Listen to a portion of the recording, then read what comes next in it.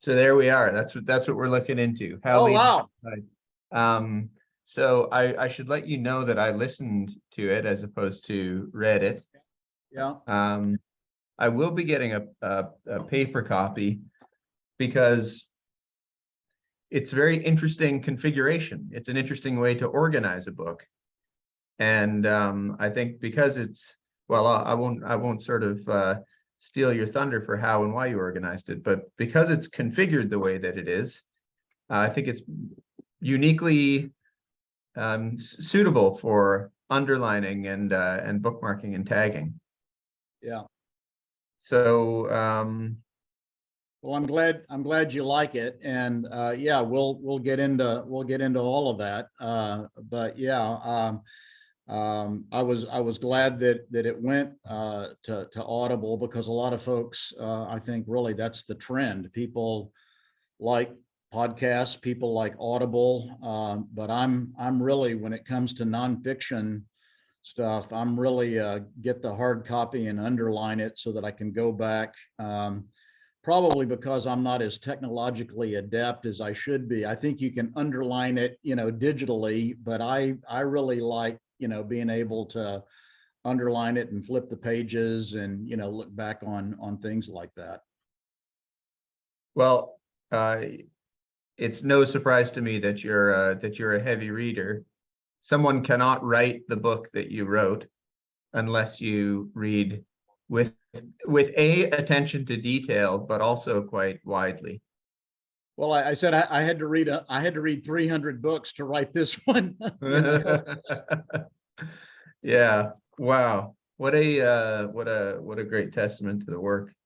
There's a ton of stuff that I want to get into about the style of book that it is and why you wrote it and so forth. But I think we always benefit from just hearing a little bit about the folks who actually write such works, Greg. So can you know what I'd like to ask you is, when you started reading biographies and classics, whether those are some of the ancient sort of great books or more recent biographies, but biographies feature here. When did that start as a habit for you? I'm not exactly sure, Kevin. I mean, I grew up with my dad reading, things like Edgar Allan Poe to me, things like that. So, things that we might consider classics. And then really, as I got into business, I would find that other business people, what they like to learn, and it was interesting to be able to draw on things that actually happened and find that there was some relevant lesson, even if it happened 1,000 years ago with Julius Caesar, or 200 years ago, or 50 years ago. There would be something that we could pull out that would be meaningful. And so this book actually came about by I don't know, maybe 8 or 9 years ago. I wrote a blog about I think it was called 7 Lessons of 1776, right? So it was about, hey, what lessons can we take from what happened, the summer that the Declaration of Independence was written. One of those lessons was Thomas Jefferson was the second youngest delegate at the convention, and at age 33 or something like that, he was entrusted to write, this work that's become really the compass for so many other countries in terms of how they have organized their thinking. And the lesson is, hey, who's somebody young on your team that you ought to be giving a shot to, right? It's like you ought to be giving a chance to someone. He was not the most, he was very introverted. He was very, very bookish, and yet they realized that he had a way with words, and they did that. Anyway, I wrote this blog, and it resonated with a lot of people. I heard from a lot of people, hey, those are interesting points that you raised. And about a year later, I wrote another blog that was about the way the war between the states ended. And it was really this notion that, relationships are going to end, things are going to end. You need to do it with dignity. You need to, all of that sort of stuff. And again, there were these, I got these emails back saying, wow, that was, you had some interesting things in there. You drew some interesting parallels. And somewhere along the way, I thought, maybe there's a book in here of saying, hey, how could we do that? And so I started looking for, really the thing that I was looking for was less anniversary dates. So it's not about the April 15th, 1912 sinking of the Titanic, but rather these decisions that were made 27 months before the ship even sailed, that almost doomed it before the thing was even, sailing. And you go, okay, so the thing that I was looking for were these decision-making moments. And so that's how I ended up organizing the book. And so that's why there are 5 for January, 4 for February, 5 for March, and so on. Even though it's not in any kind of chronological order, it's organized roughly around the day or the week in which a decision that was a big deal, that, you could argue changed history, was made. And so I think the more I got into it, it's a long answer to your question. I've always been a reader, but what has happened is that, as I've done more work from a business standpoint, what I find is that the things that people really enjoy are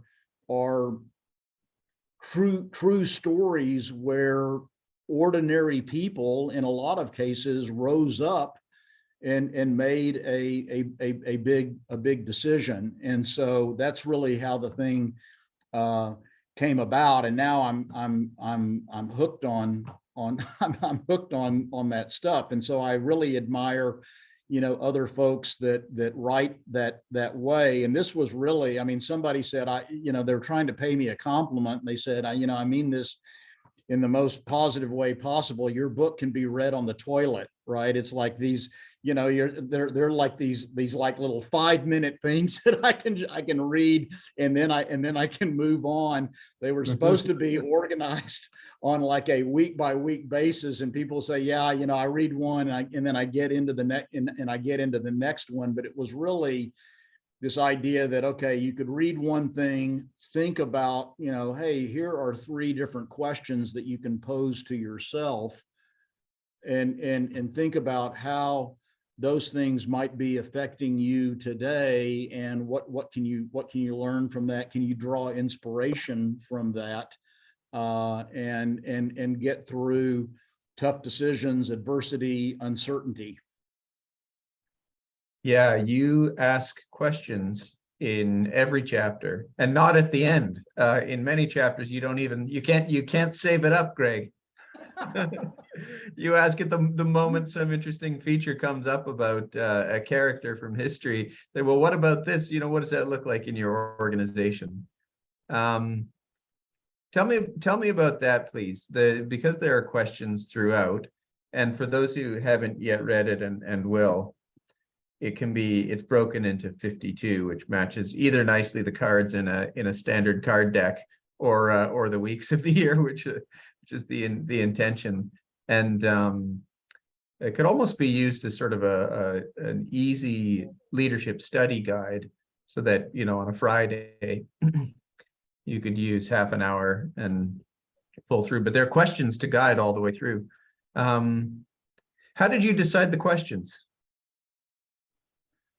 Well, first of all, I had to come to the realization that questions are really powerful. So I'm a recovering consultant who used to be paid for the answer, and now most of the work that I do is with leaders and leadership teams. And I realize that it's the power of a question asked at the right time in the right way, maybe framed in a way that's a little bit different than people are expecting, that really, I mean, it sounds trite, but it really can unlock potential. And when you think about every great event started with a question, right? I mean, when you boil it all down, I mean, even the word question has the root of it is quest. I mean, it is a search. And so there's this idea that, okay, so you're writing about, you know, the Beatles, what caused George Martin, in the face of a really lousy audition and poor drumming, to believe that these four guys had something, right? And so you go, okay, so that the question becomes, okay, a lot of us make decisions on facts and statistics, as we should, but there also is a place for making decisions with our gut or our heart. And George Martin, admittedly, he did not have a lot to lose. Everybody else had turned him down, but he could have said no as well. But he saw something there, and so he went with his gut, even though all the facts said don't do it. And so what I have found is that if you can say, okay, well, what is the lesson here? And better than saying this is the lesson, what's more powerful is to frame it as a question that then becomes relevant for the reader to go, I wonder if I thought about that, how does that speak to me? How does that speak to me about, you know, Thomas Jefferson? Maybe I should give this young guy a chance, or maybe I shouldn't always make decisions strictly on facts and figures. You know, George Martin made it with his heart and his gut, and it worked all right. It worked out all right for him, you know, in the Beatles. And so I think it was really then a matter of finding. I mean, I literally searched every day of the year. Every day of the year, history is being made. Every day of the year, something is happening. Yeah. And you go, okay, well, what happened on this day? And of the 100 notable events that you can search for and find, is there one that is interesting? And so, for instance, you know, the one that was very surprising to me was the story of Mary Edwards Walker, who I didn't know Mary Edwards. She turns out she's the only female recipient of the Congressional Medal of Honor. And you go, okay, wow, how did that happen? You look at all the hardship that she had to overcome. And the 21st century question is, how would people judge you on your fairness? Right? I mean, she was, you know, all the reasons why she couldn't be a surgeon, all the reasons why she couldn't, you know, give her talents, you know, to the Union Army. All of those men were pushing back on her. So the relevant question is, okay, how would your people judge your fairness in giving people, you know, an equal chance at being their best? And so it was really just, you know, the opportunity to find something and say, well, how could that speak to a leader today? And so that's really how it came to be. And I mean, it was a little bit of a challenge to say, okay, well, I can't make every chapter about overcoming adversity. I can't make every chapter about, you know, overcoming long odds or going against the grain. I had to find something so that the questions were all different. What lesson do you get out of talking about the most successful pirate that ever sailed the seven seas? And you go, okay, well, even bad people can be very successful. And I mean, it resonated with me because I had a pirate on my ship. You know, back in the day when I had my consulting firm, I had someone that the clients loved, but she was very abusive to her team. And you go, okay, so what are you going to do? Here's somebody who is, very successful with a client, making the firm a lot of money, and yet doing it in a way that goes against the things that we say we stand for. And so, whether you call that person a pirate or a cancer or toxic or whatever, those are real events that leaders have to struggle with to say, okay, what do you do when you have someone who's really successful that doesn't play by the rules? And so that becomes the leadership lesson. Greg, you said a couple of things that are catching my ear. One is real events and true stories.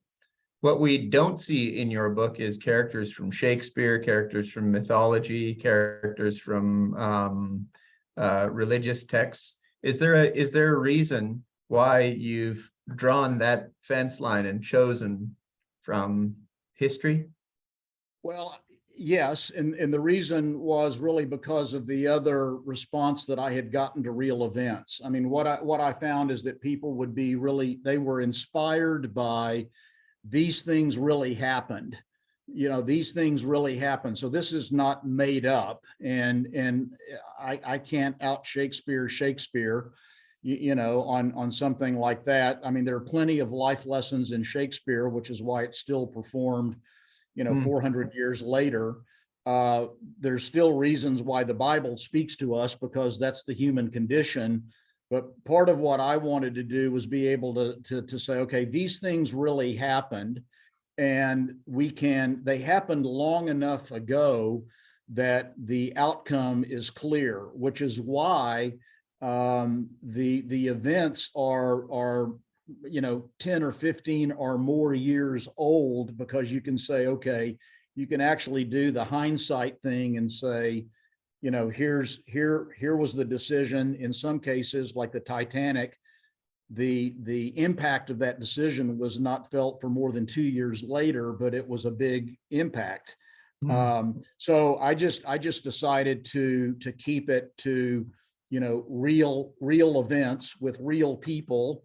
And the other thing that I was trying to do, Kevin, was in most cases people have heard about the person or the event, but I really was wanting to tell the story behind the story. There were things that maybe we did not know, like with Martin Luther King, that it's like he was 11 minutes into his script when he decided to ad lib and do the I Have a Dream, after being told by all of his advisors, don't do it. It's too corny. It's too cliche. You've used that too many times before. And of course, that's the one thing we all remember about that speech. But what we don't know is that there were 11 minutes of, mostly forgettable, material beforehand that he had done a lot of preparation for, that a lot of people had provided input on, but it was really this idea of, I'm going to speak, in spite of all the preparation, I'm going to speak from my heart. And that is the thing that we all remember, but not a lot of people know. And I didn't really fully realize that, okay, well, that moment did not occur until he was well into his speech, number one. And number two, it came as the result of prompting by Mahalia Jackson, who said, tell him about the speech, Martin. Tell him about the dream, Martin. And it was really, he practically metaphorically tossed his prepared remarks away, and then he started speaking from his heart. And that's part of the lesson. It's like, okay, how much preparation do you do as a leader, but how much does your passion show through when you need to communicate, tough things to whatever audience, whether it's a colleague or a customer or whoever it is that you're trying to persuade. So that was really the reason. It's like, okay, there's plenty of folks that are capable of talking about those kinds of things that you mentioned. I really wanted to keep it to true events, because in my mind, that's where a lot of the extra inspiration comes from. It's like, these things really happened. And in a lot of cases, they were at the time, they were ordinary people like Marie Curie, who was just trying to find a cure for in her case, the X-ray, the whole, that whole thing. And you Yeah. go, okay, she didn't set out to win a Nobel Prize. She set out to do something good for humanity, and she did. So I just thought, it was hard enough. I mean, for example, in October, I had to pick from the CEO of Tylenol making the gutsy decision to recall Tylenol, which advertising experts said that would be the death of that brand, versus the Cuban Missile Crisis. And I thought, okay, that was really a gutsy call. That's a case history in doing the right thing, the Tylenol thing. It was a very courageous decision by Jim Burke to do that. However, you compare that with World War III, and it was the decision to do what Kennedy did that got us through nuclear, what could have been a nuclear war. So there were so many other great decisions that got left on the cutting room floor that I had plenty of material to choose from using real events. Greg, you're anticipating something. We've built a habit when we interview authors of asking about the unwritten chapters, which usually actually it's the wrong name for it, because it's the fully written, edited manuscript of a chapter that just doesn't make it. And I knew when I read your book. I have the lost chapter. So any of your folks out there who are interested, they can send me an email. One of the lost chapters is one of the greatest practical jokes ever played on April Fool's Day, and it's when Taco Bell took out an ad saying that they had purchased the Liberty Bell. And it was a giant spoof, and that was one of the unwritten chapters. So yeah, there were 4 or 5 of those that did not make the cut. Yeah, just it's very interesting. I was asking you about characters of myth and characters of scripture and so on, and Shakespeare, and you actually have of course one chapter that is a Shakespeare character, but it's the historically true Shakespeare character in Henry V. Yes, it's the Battle of Agincourt, and that was, yeah, what a great movie, what a great speech. That's where the Band of Brothers phrase comes from in Shakespeare, and it's really as a marketing guy, I reached back into some of my marketing lore to bring that out, to say, hey, what is your secret weapon? And for them, it was the longbow, and they were outnumbered, but they used the longbow to defeat the French in that battle. So yes, very perceptive of you to pick that out. Well, I guess so. One of the things that you're doing throughout this book might be a little bit of a lost art now, but the Greeks and the Romans loved talking about the great heroes of their history. Some of them semi-mythological, some of them absolutely historical. And I think and of course in religious traditions, right? There's the Jews follow the great characters of the Torah, and Christians follow them, plus the apostles and the disciples, these sort of men and women of just great renown. But they do the same thing that you're doing in the book, which is not just saying, hey, here's an interesting fellow and some stuff he did, but also, do you see anything? Are there any echoes or threads that come through to your actual life today, leader?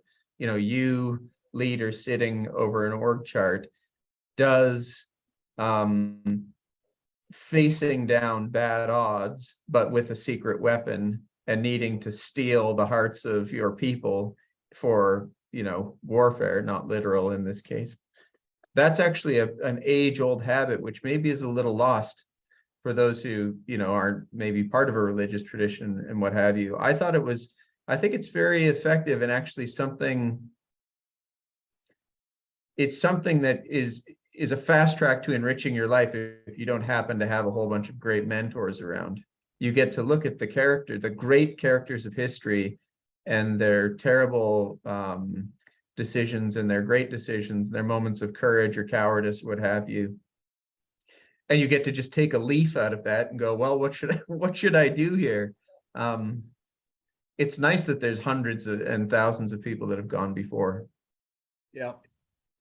Well, and I think what you are also alluding to is the fact that people love stories, right? Right. And so, you know, tell me a story in a way that draws me in. Tell me, you know, in a way that makes me care about this. Tell me, and that's really, I mean, when you do look at scripture, I mean, it's like, find yourself in this today, right? It's like, okay, this has, I mean, that's why it's been around for 2,000 years. It's like, okay, this stuff speaks to the human condition, right? And so when you look at power, when you look at courage, when you look at cowardice, when you look at loss, when you look at those kinds of things, and you say, okay, well, those things are still around, and what can I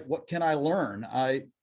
You know, there's a phrase, and I'm trying to remember it, from Harry Truman. You know, the only history, you know, the only history you don't know is the history you haven't read, right? It's like, basically, you know, when you think about, you know, one of the words over the last 30 months, certainly during the pandemic, that was used again and again and again, besides pivot and you're on mute, was the word unprecedented.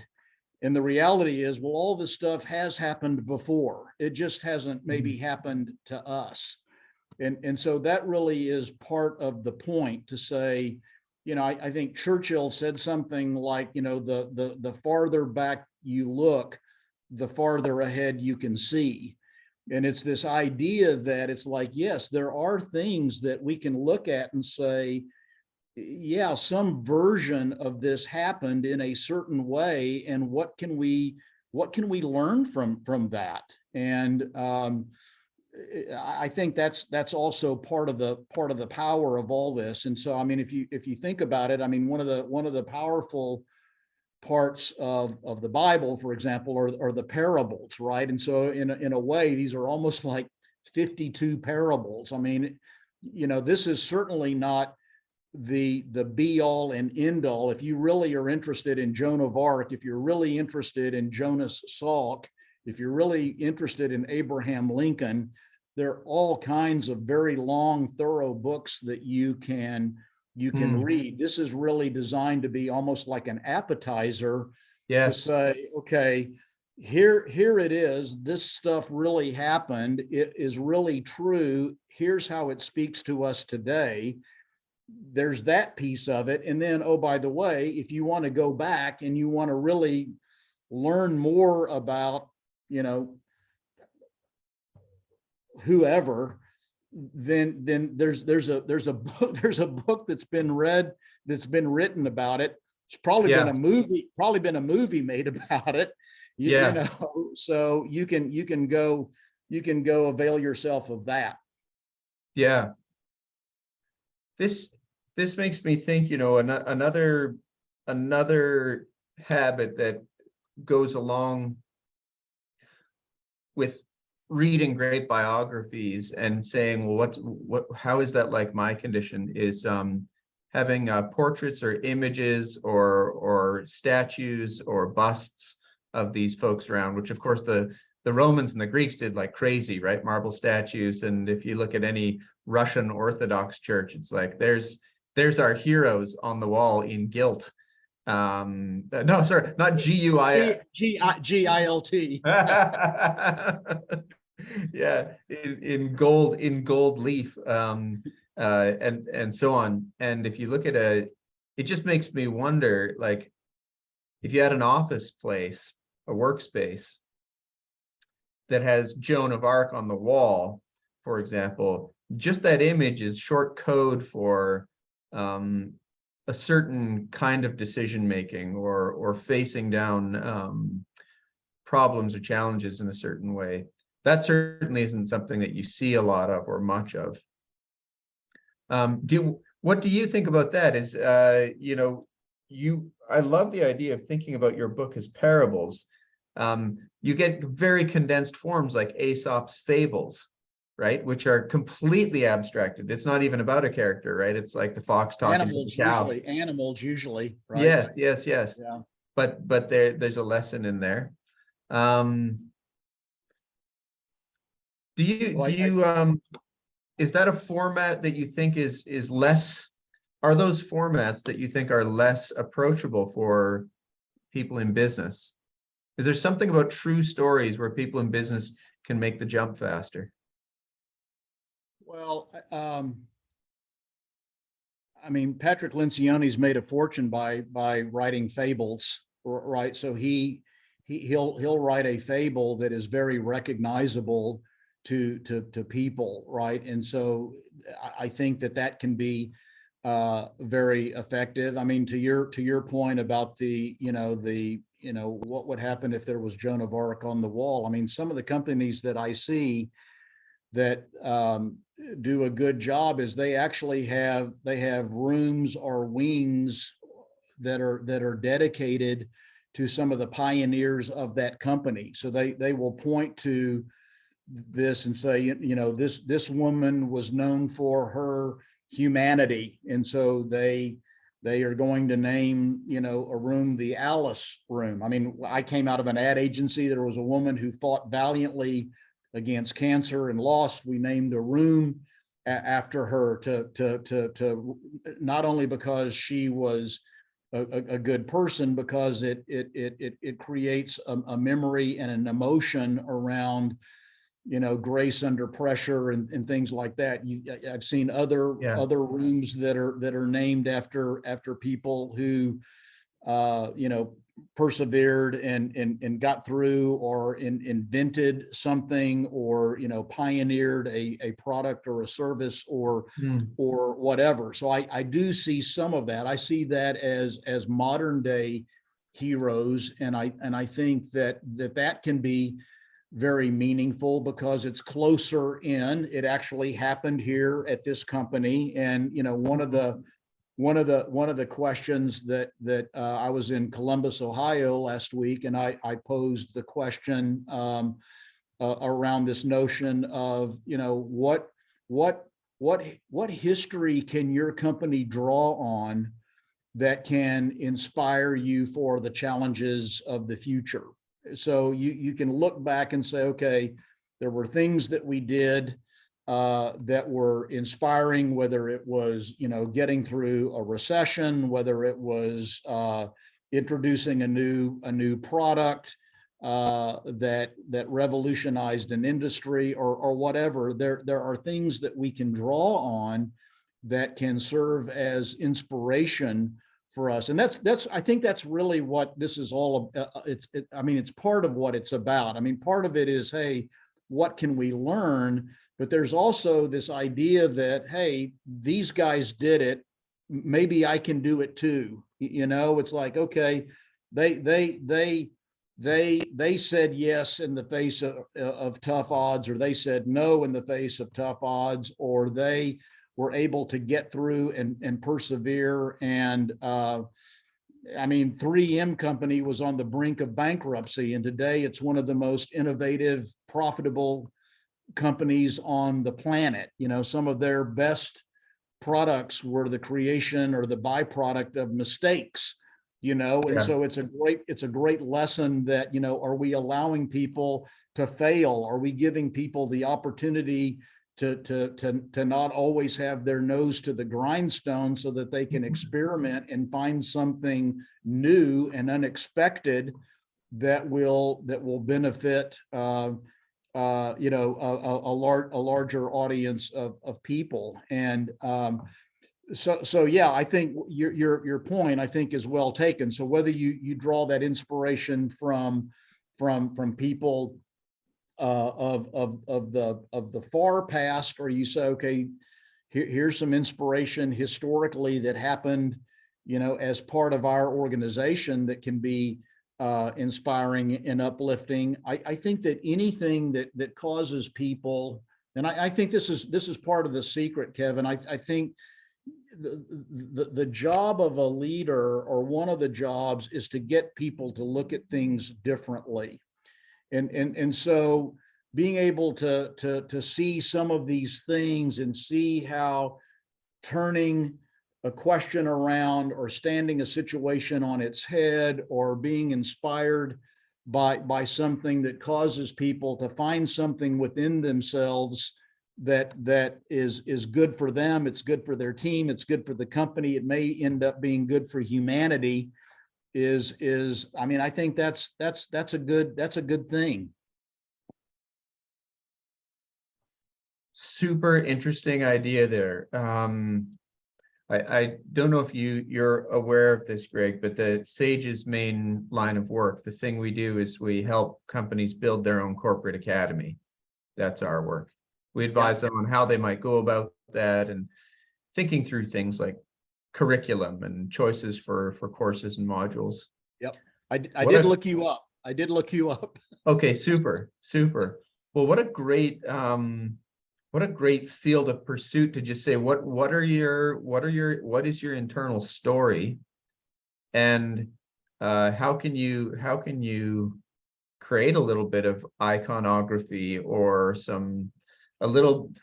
almost pageantry maybe, or just draw from a tradition of what great heroic things have happened in our ranks over whatever duration of our life we have, and how can we retell that story, put up in visual form ways to remember it, and cause us to retell it.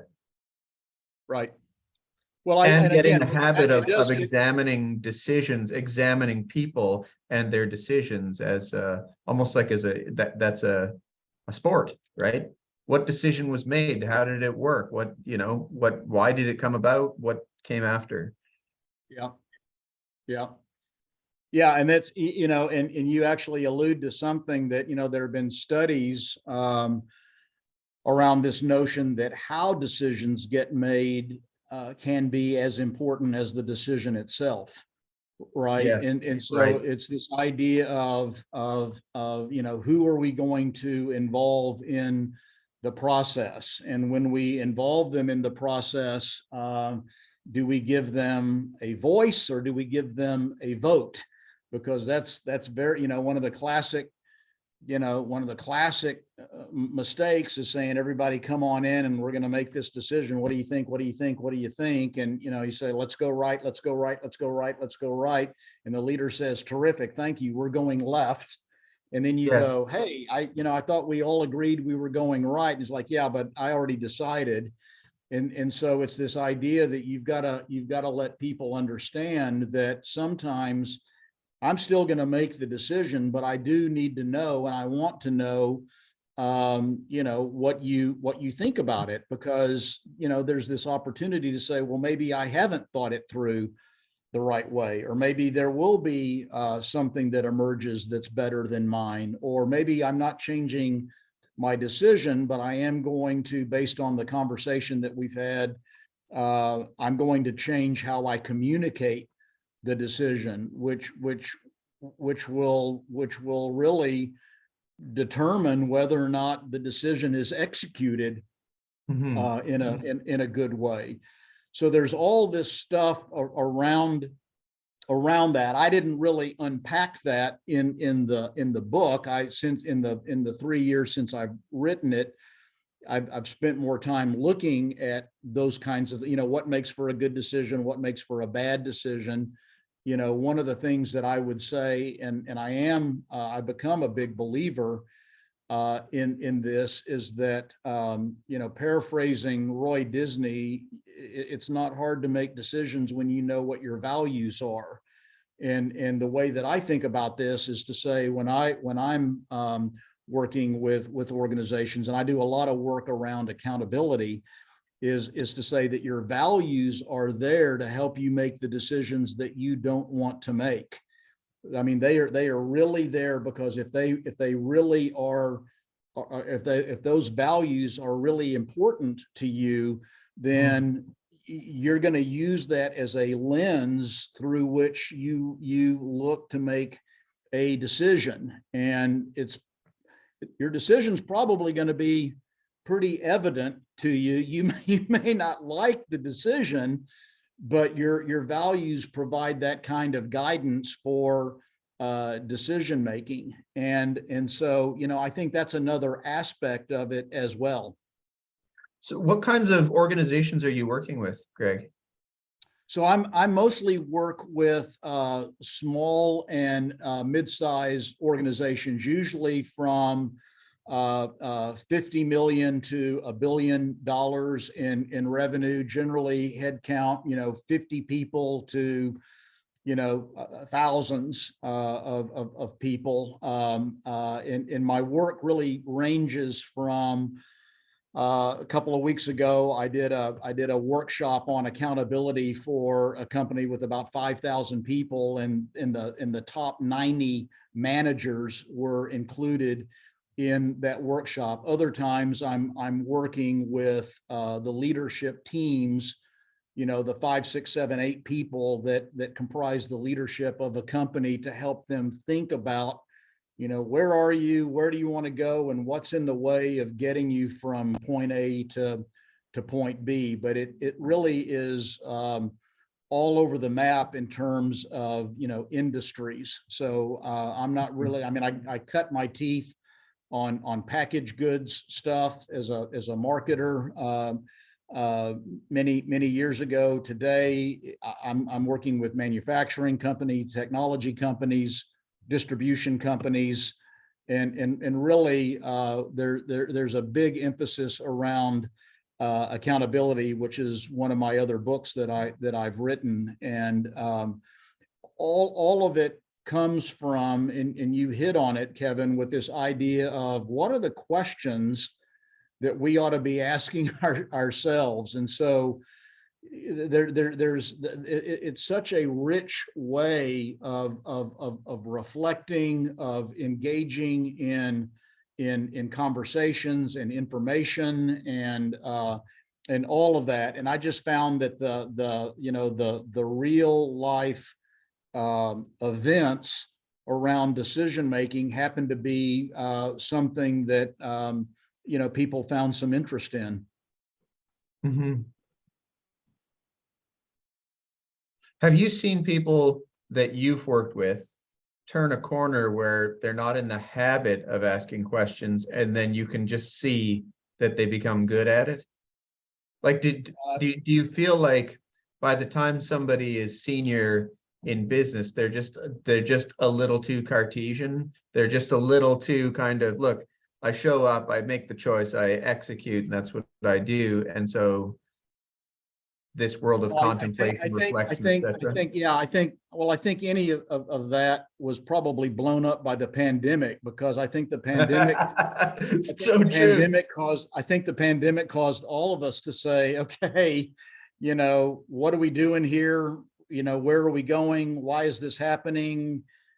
Could we do this differently? Should we do it differently? I think that when you have things like that, it really creates opportunities for people to, they were forced to look at things differently. They were forced to ask questions. And I think that, as part of that, I've got a whole workshop on asking questions. And the irony is that our peak question asking years top out at about age 5 before we go into school. And we were actually taught in school that memorizing is more important than curiosity.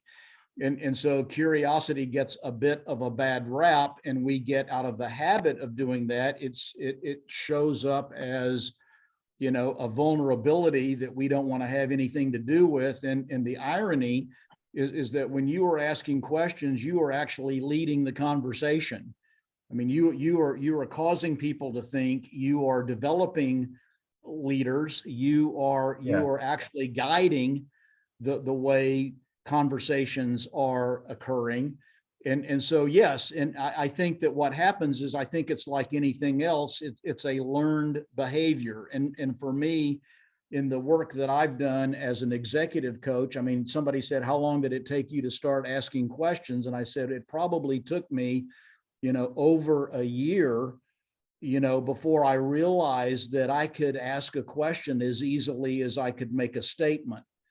And, one of the things that I suggest to people, there are a couple of things that I suggest if you're interested in that. One is, before you say something, ask if you can turn it into a question. Ask yourself, if before you make a statement, could we turn that into a question?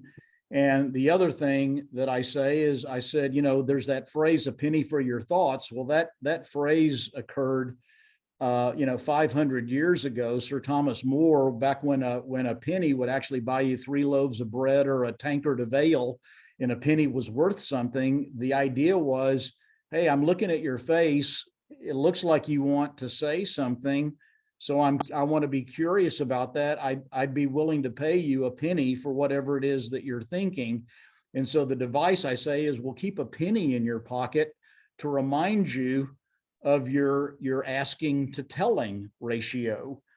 And so I do believe that, that's really, I think, another great leadership skill, which is why you see all those questions in the book, to say, okay, it's not only designed for you to be reflective, but it's also this idea to say, okay, to get your mind thinking, because I'm sure you can come up with, for every chapter that you read, you can come up with a dozen other questions that you could be asking yourself.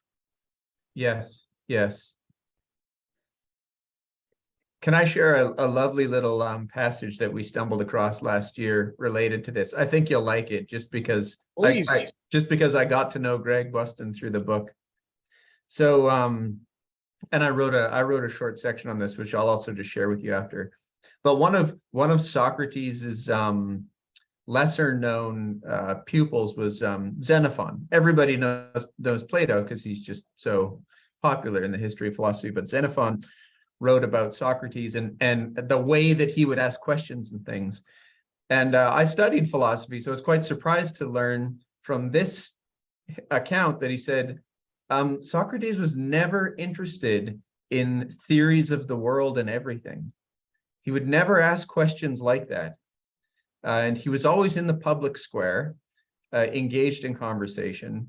And his questions would be about very plain and everyday things, such as, what is a state? And what is a statesman? And why is that beautiful? And what is courage? And I was just kind of blown away by that, because after 1 degree in philosophy, I would have said to you, he was definitely interested in theories about the world and everything. It seemed this very lofty, ethereal kind of line of question that he was interested in. And quite on the contrary, it was this boots on the ground, really practical stuff.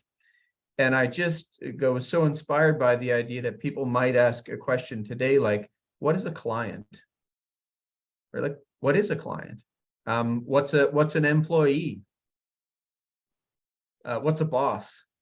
And so on. So that's a little bit because of my natural biases and lean. I like that stuff, but I still think the power of those questions, and in the Western philosophical tradition, going back to such a foundational figure, it's like the questions don't need to have the tone of abstracted philosophical inquiry. They can have this really childlike, almost innocence about them, along the lines of like, what are we doing here? Right. And what's cool why about do that we is why do that we work? it's so fundamental that we think, okay, well, we've already answered that. We know what the answer is, but do we really? Do we really know what that answer is? And when was the last time we asked ourselves, why do we work, and what is important to me, and how do I want to be remembered, and things like that. And I think that too is a little bit of a lost art, because I think that we're in such a hurry that we often don't think to say, okay, wonder what I should be asking myself right now. I mean, I heard this idea, and I believe it, that knowing what you want is harder than getting what it is that you want. Right. So it's like, what is it that I really, what is it that really is important to me? And if I really take the time to slow down and unpack that, what will be revealed when I do that? And I do think that that's worthwhile to do. And I think this is the time of year to do it. I think that, you know, it is normally can be a hustle and bustle time of year, but I love this time of year because I do believe for a lot of people who will take some time off to say, okay, I'll have a little bit of time to myself perhaps, and maybe it's a good idea for me to unpack what just happened these last 12 months. What did I learn? What was worth celebrating? And how does whatever happened inform what I want to be striving for next year? I advocate that people buy the card deck, the Greg Bustin 52 card deck. Play some like gin rummy over the new year with your family. You know, do your resolution. Maybe there's a product extension there, Kevin, that I can come up with. Yeah, as long as there's a joker in the deck, right? Yeah, that's that's right. That's right. Good stuff. Greg, how should people find you? Some people will want to track you down just to see, you know, where you write so they can follow you and so forth. Some people I think will want to track you down to see whether you're free for the kind of work that you're describing that you're doing with clients and so on. Please just direct them. Yeah, well, thanks. Best ways is, well, two ways. My website, there's a lot of free material on my website, which is bustin.com, bustin.com. And there on the homepage, there is a decision grid. So we've talked about decisions. There's a one-page PDF called a decision grid that people can download for free. Folks that want to engage with me can email me. You can sign up for free stuff on the website. You can email me at gregjerryg.bustin@bustin.com. And that's cool too. But yeah, this has been great. I really appreciate the opportunity to spend some time with you. Great questions, by the way, from you, and good conversation. So I hope folks find this helpful for them.